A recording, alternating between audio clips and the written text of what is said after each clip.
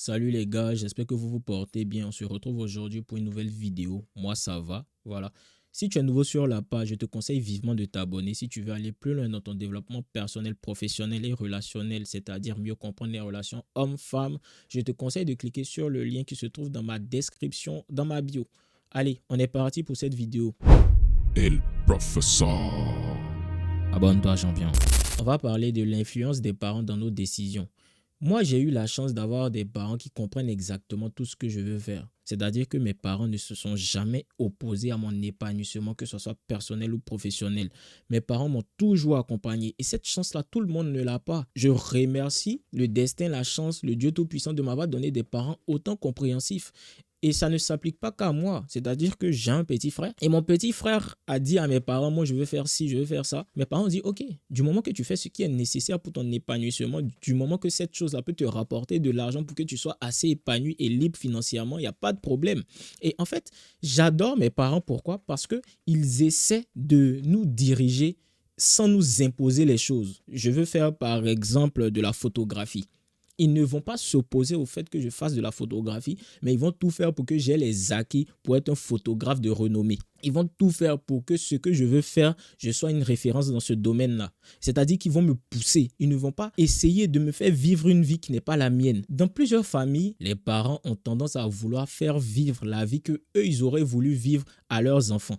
Et ce n'est pas du tout normal parce qu'ils se projettent à travers leurs enfants sans même penser aux besoins et aux priorités auxquelles ces enfants-là doivent faire face. Plusieurs parents n'arrivent pas à comprendre que leur vision de la vie et toi, ta vision de la vie, ce sont deux choses totalement différentes. Vous ne voyez pas le monde sous le même prisme. Ce que tu dois comprendre, c'est que tu es obligé de t'imposer si tu veux réellement faire ce que tu as envie de faire et si tu penses que ce que tu fais est légitime d'être fait. Si tu veux suivre une voie, si tes parents ne sont pas d'accord, ce n'est pas de suivre tes parents, c'est d'abord d'analyser la situation de manière objective et après si tu estimes que ce qu'ils pensent n'est pas en accord avec ce que tu veux faire, fais ta chose. La première chose pour réussir, c'est de faire ce que les autres ne font pas. Si tes parents sont dans un monde où ils sont cloisonnés par certaines idées limitantes, faut pas écouter tes parents. Oui, je sais que généralement chez les Africains, on dit fais tout ce que tes parents te disent, etc., etc. Mais à certains niveaux là, tu ne dois pas écouter tes parents.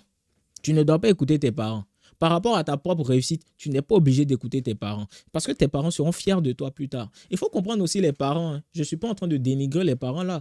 Tes parents, eux, pensent à ta réussite. Ils savent très bien que si tu suis un plan de vie standard, tu as de fortes probabilités de réussir. Et en fait, par moment, ils pensent savoir ce qui est bien pour toi. Ils pensent qu'ils vont te diriger jusqu'à la fin. Ils pensent qu'ils connaissent mieux que toi-même souvent ta propre vie.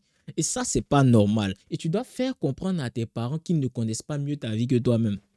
La projection qu'ils ont de leur propre vie, ce qu'ils voudraient vivre à travers toi, si ce n'est pas en accord avec ce que tu veux toi-même, tu dois être en mesure de leur dire « Papa, maman, c'est vrai que vous voulez que je sois avocat, mais moi, le droit, ça ne m'intéresse pas. C'est vrai que tu veux que je sois pilote, mais les études techniques, ça ne m'intéresse pas. C'est vrai que tu veux que je sois mécanicien, mais moi, la mécanique, ça ne m'intéresse pas. C'est vrai que tu veux que je sois docteur, mais moi, le doctorat, ça ne m'intéresse pas. Tout ce qui est médecine, je n'en veux pas. Ça ne m'intéresse pas. Je ne suis pas à l'aise là-dedans. » Souvent, les parents vont vous forcer à faire des choses où vous n'êtes pas bon, où vous n'êtes pas épanoui. Et c'est dangereux. Parce que toi-même, tu es en train de vendre ta vie à tes parents. Quand tu nais, tu ne nais pas pour tes parents. Tu nais pour toi-même d'abord. Certes, il faut rendre fier ses parents, mais tu ne nais pas pour tes parents. La principale personne qui compte dans ta vie, c'est toi d'abord. C'est principalement toi. Tu ne vas pas vivre à travers les yeux de tes parents. Tu ne vas pas faire ce que tes parents pensent être nécessaire de faire quand cela est contraignant par rapport à ce que toi-même tu veux faire. Et là, en fait, il faut prendre avec des pincettes ce que je dis. Il ne faut pas prendre tout ce que je dis pour argent comptant. C'est-à-dire que c'est d'un point de vue objectif. Tu sais, tu as la ferme conviction que ce que tu veux faire, tu peux exceller là-dedans. C'est à ce moment-là que tu prends l'initiative de vraiment confronter tes parents. Parce que tes parents ne seront pas tout le temps d'accord avec toi. La grosse majorité des parents, surtout africains, ne seront pas d'accord avec le choix de vie que tu vas décider de mener. Mais tu dois les confronter. Tu ne dois pas avoir peur d'eux. Tu dois en quelque sorte les obliger à aimer ce que tu veux faire. Les parents, comme je te l'ai dit, ils ne veulent que ton bonheur et surtout, ils ont peur de l'échec. L'échec est diabolisé dans cette société-là. Donc, c'est normal. Si tu veux que tes parents adhèrent à ton idéologie de vie, il faut leur montrer des résultats concrets. C'est là que tu te bats réellement pour ce que tu veux. C'est-à-dire qu'il ne suffit pas de dire « Papa, je veux devenir youtubeur par exemple ». Je prends cet exemple-là, comme ça, c'est clair. On sort vraiment du cadre social réglementaire, c'est-à-dire qu'on sort vraiment des codes standards de vie. On n'est pas dans les histoires de docteur, médecine, architecte, etc. Enfin, les métiers très valorisés par nos parents généralement. On ne parle pas de ça. On va dire, je vais être youtubeur. Tu viens, tu dis à ton père, je vais être youtubeur. Il ne suffit pas de le dire. C'est trop facile même de le dire parce qu'il va te donner un coup de gifle. Ça va te remettre les idées en place. Si tu veux être youtubeur, fais tout pour devenir youtubeur d'abord. Avant même de venir confronter tes parents, mets tout en place. Si tu n'as pas des parents compréhensifs, parce que tu peux avoir des parents, tu vas venir leur dire, ah papa, je vais être youtubeur, à côté de ce que je suis en train de faire qui est en accord avec ce que toi tu veux. Et c'est là que la malice opère. Supposons tu viens devant ton père, je vais être youtubeur comme ça. Tu vas te prendre une baffe à coup sûr. Mais si tu viens devant ton père, ah papa, c'est vrai que j'ai les études, mais je pense qu'à côté de ça, je peux faire ci, ça, ça. Je veux commencer à lancer ma chaîne, etc. Tu as besoin de financement, donc du coup, il va te financer potentiellement ou pas. Là encore, c'est une méthode qui peut passer.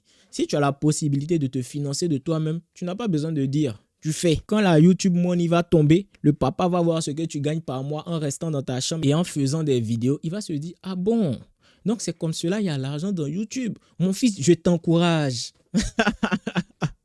Je peux t'assurer que quand il va voir ta fiche de paye par rapport à ce que lui-même il gagne en travaillant dur, en sortant chaque matin à 5h et en rentrant à 20h, il va se dire, mon fils, je t'encourage dans ce que tu fais.